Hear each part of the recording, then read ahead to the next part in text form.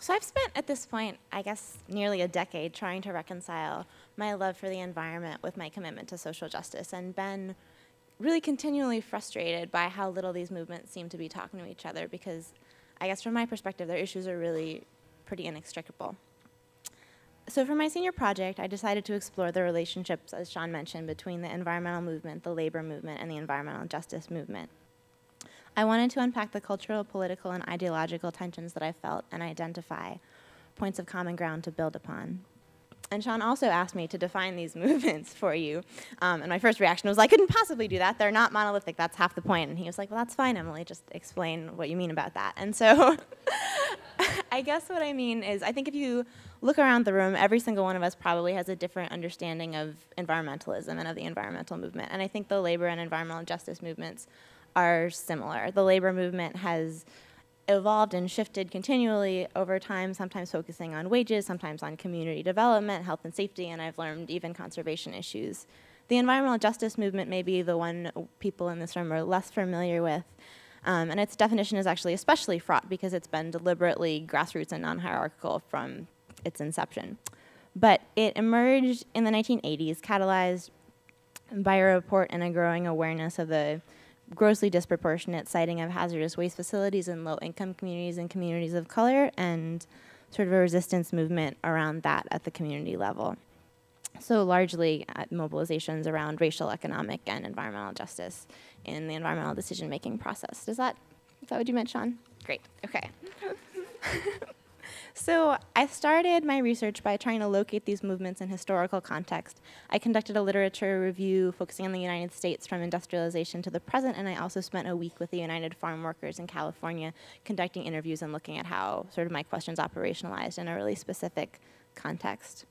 After my research, I attempted to synthesize what I learned into a single document, and last Friday I turned in 80-something pages of sort of ideas and attempted analysis, and I guess at this point I probably have like 3.5 minutes left. So I'm going to try and highlight just a couple of the ideas that stuck with me and that I'm still playing with in the time that we have, but I would love to talk offline further if people have further questions.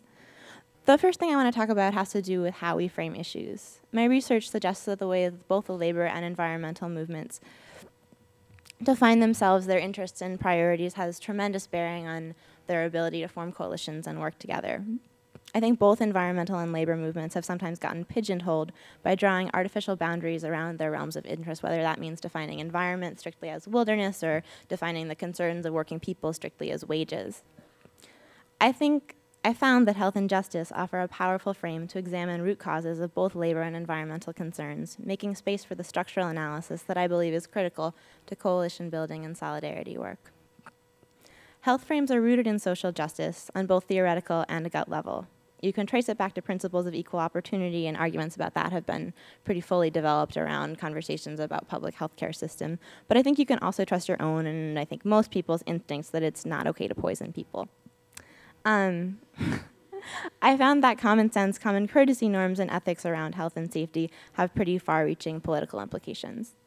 In the early 1900s, Alice Hamilton made connections between industrial pollution, ecosystem damage, and typhoid. And in fact, I found that both movements are actually rooted in their resistance to industrialization, or at least to some of the externalities and consequences of industrialization.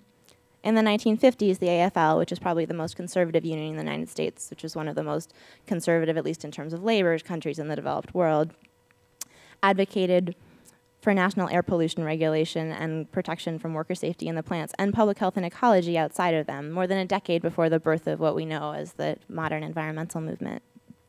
The United Farm Workers banned DDT in the fields years before the federal government made it illegal. Farm workers, factory workers, and industrial communities have long recognized their own acute illness in the context of broader public health and environmental impacts of pesticides, toxics, and other forms of pollution. I think that by centralizing health and community, environmental justice offers a powerful frame through which to untangle some of the major political contradictions in our society. Particularly, I think, the inherent tension between ideals of human equity and the realities of an economic system that's focused on productivity and profit. When considering this tension, I'm reminded of Bill Drury's words, now COA truism. Many of you have heard this before.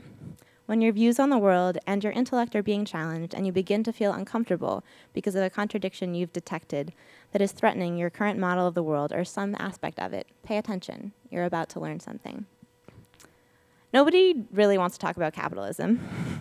We're often told that economic issues are too technical for ordinary people or too abstract or only the concern of economists or a radical fringe.